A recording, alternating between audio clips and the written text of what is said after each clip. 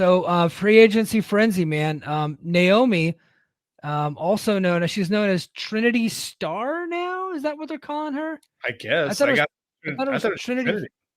I thought it was Trinity. I thought it was Trinity Fatu. Well, if I that's saw her some real people calling name, her. it's Trinity Yeah, I Fatu. thought. So, Yeah, I but some Trinity people are calling her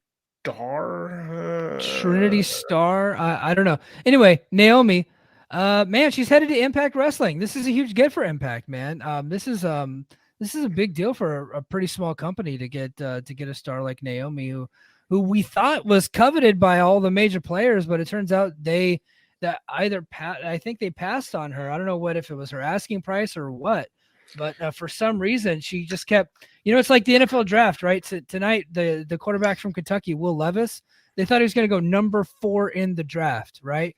I came up here and they were already in the mid-20s, and that kid still wasn't off the board. There's something going on that we don't know about. So this guy kept falling down on the draft board, and I think that's kind of what happened to Naomi.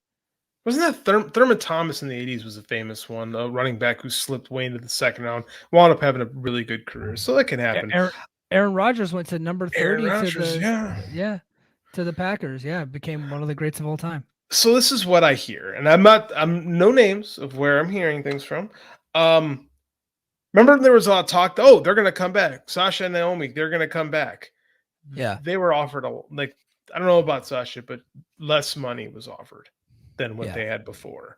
So they balked, and then apparently, I don't know, it doesn't seem, our Impact friends are going to hate me. It's just, it seems like this is the landing spot, which is great for Impact. I think she's going to raise Impact's profile because she's got fans. I just don't know who. I don't think there's a lot of like stars that matter all that much to TV ratings. I don't. I like to be proven wrong, but it seems like she could have a little bit of a chip on her shoulder and wants to prove, because I think that the major companies didn't see it, right? Yeah, well, I mean, she's not there, and she's in Impact. You would assume that she'd rather be in front of more people with more money, but she's in Impact with less people. And I don't know if she's getting less money. I can't speak to that, but no, I don't know about that. Watching, yeah. But I mean, hopefully her attitude is going to be like, I'm going to be the focus of this show. I'm going to prove to everyone why I am what I think I am. Like, this is a really gamble on yourself kind of moment, Yeah. And it's this is where people either step up or step out. Yeah, I'm excited for Naomi. I'm excited for Impact. I think this is a big get for them. Their women's division is looking pretty strong right now because, I know we talked last week. Jordan Grace was becoming a free agent, but she's on the upcoming tapings, and she got a big victory over Masha Slamovich tonight. So something tells me she's sticking around there for at least a little while. I don't know how much longer, but she's there for at least a little while. But you get Deonna, Masha. Yeah, Mickey James should be coming back. They just signed Jody Threat. They got Kylie King, and now Naomi. They're starting to get more and more talented women on the roster. And I think this is, if you like women's wrestling, Impact Wrestling is going to be a place to go. If you don't like witches, probably not go watch Impact Wrestling. But if you like if you can get over the witch part and watch some talented women wrestle, I think that's good. People might say that this is beneath Naomi. I don't think that it is, because this was the deal she could get. Right. Yeah. If you're a pro wrestler, no company is beneath you, right? You don't lower yourself to anybody, you bring them up to you, right?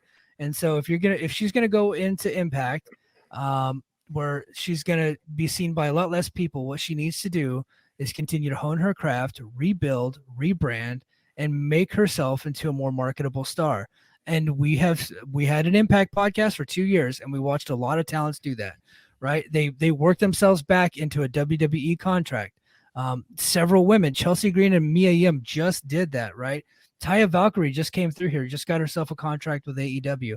AEW seemingly passed on her first, and boom, here she is. She's in AEW. So this is a place where you can do those types of things, and she needs to go into it with that kind of attitude.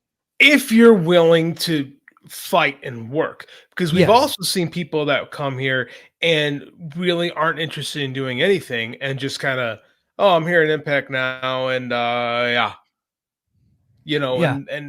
and kind of just fade into the scenery. And I'm not going to name Dango names, but I'm like, we've seen it a few times. So Yeah, Yeah. we got some con artists coming Yeah. into Impact, Yeah. just existing off of their former WWE names, essentially stealing money. But if Naomi wants to get a big payday by one of those big companies, she needs to come in here and hustle and grind and embrace what Impact has to offer. There are a lot of creative people in Impact, and you can absolutely have a ton of high quality matches in Impact Wrestling if you're a female star. Yes. 100%. Yes. And I think this is a place that will focus on her. They will treat her like she's a big deal. Yes. They've already started that process by the tease. They teased a major surprise for Friday night. Once they teased the major surprise, they started selling a lot more tickets. And then, of course, Mike Johnson of PW Insider leaked the surprise, which was strategic by Impact because Impact wants it known. This is one of those worst kept secret types of deals that we've seen AEW do a bunch of times. Right? It's the surprise we all know coming. And I think that's was here. And good job on Impact, and I hope it works out for Naomi. So I hope kudos to her. I hope she's able to reinvent herself a little bit and not just try to do the same stuff she was doing in WWE. Like we see Mercedes. I think she's doing a different thing. I don't think she's quite Sasha Banks. It's not a departure, but I think that she's doing something different. She's updated the character, but Yeah, that's the good thing way to that so the difference is with a Mercedes Moné Sasha Banks, she was really over Yeah. with that character. You know what I mean? And Mhm. so she's going to New Japan. So she doesn't want to completely abandon that character because that's been working for her. She just needs to make some updates to it, which she has done. The wardrobe and the name and the music and some of the mannerisms. She's got a couple new moves. But with someone like fucking Fandango, like he wasn't over. What he was doing wasn't working.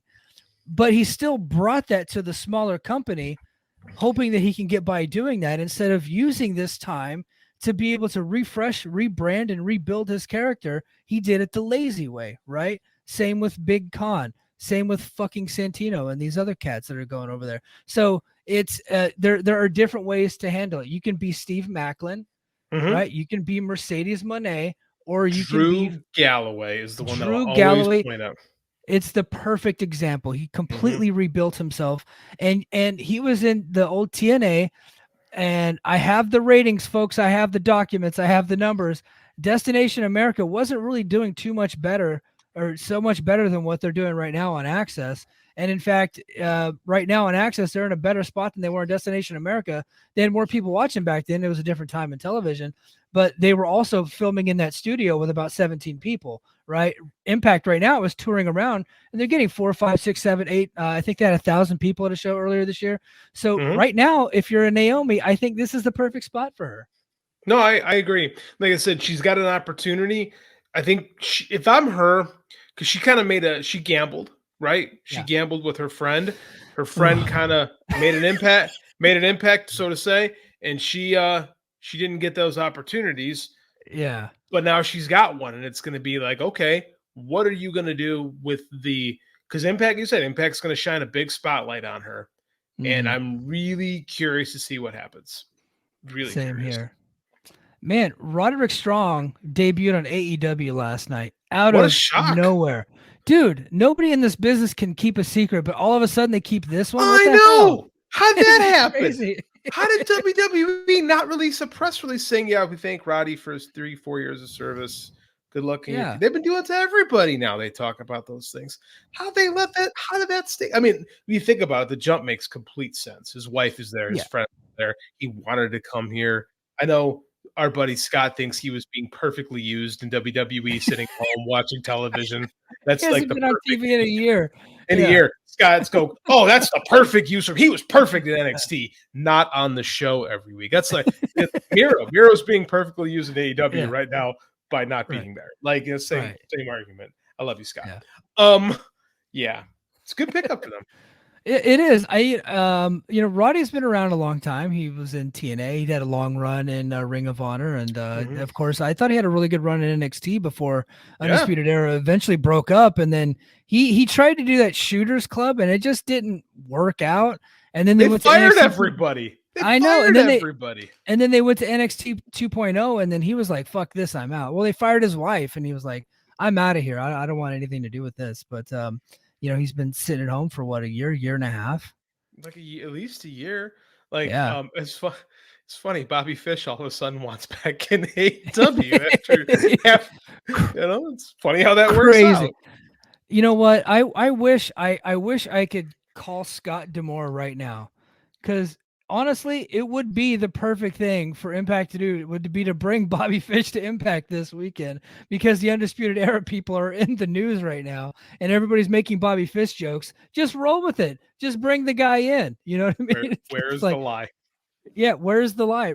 He should be selling "Where's the Lie" T-shirts. He He really should should. be. That was a thing a He year ago. He really let it, that go, and he should have it done needs to be something with it. "Where's the lie" with the fish With the symbol. fish, yeah. Yeah, and then he needs to show up in Impact Wrestling, and the guy can have good matches. Like Bobby Fish Yeah. can fucking work. He's really good. Can't cut a promo, right? No, He's nor should he. no, but he could come in and work some matches and sell some gimmicks. I think he could be Johnny Swinger's tag team partner. Let's do it. But I'd watch that. That would be but funny. yeah, Roderick Strong, man. I didn't even know he was a free agent. We never heard of a release. You would think that at least somebody in WWE, most likely knowing that he would end up in NXT, would have, leaked the message to somebody. And then, but nobody from NXT or AEW spilled the beans. I think that's the most incredible part of this. Roderick Strong, really good wrestler, not going to sell a goddamn ticket. I love Roderick Strong, really good wrestler. No one cares about him. But no, I think he's there to prop up Adam Cole, though. Yes, and heels are going to get heat on Roddy, and Adam Cole's going to come defend him, right? Mm-hmm. And then they're going to get some tag. And then when Kyle O'Reilly comes back, then we'll get kind of a version of Red Dragon Undisputed Era with Kyle O'Reilly and Roderick Strong. Roderick Strong doesn't put butts in seats, doesn't get eyeballs, but he's a very good wrestler, and I like him a lot. And I'm glad that he's in AEW because he has really good matches. Not everybody who gets a job in a wrestling company should be viewed as that. Well, can this person sell a ticket? No, right. I mean, realistically, there's only a handful of people who sell tickets on their own. Brands sell tickets. Performers don't sell tickets anymore.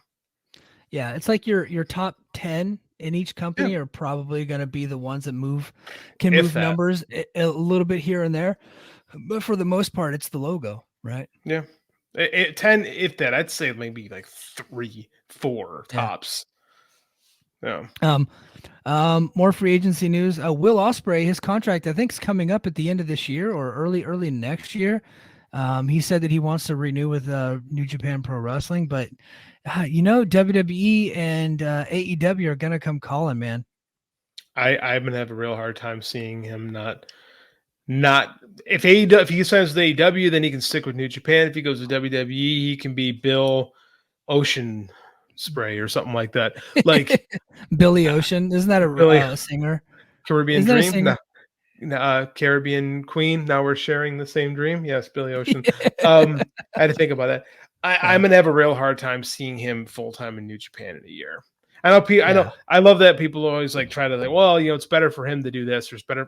We don't know these people, right? No. We don't know what they want to do. He's gonna have a lot of money thrown at him in a year. You want to know? You want to hear a controversial take?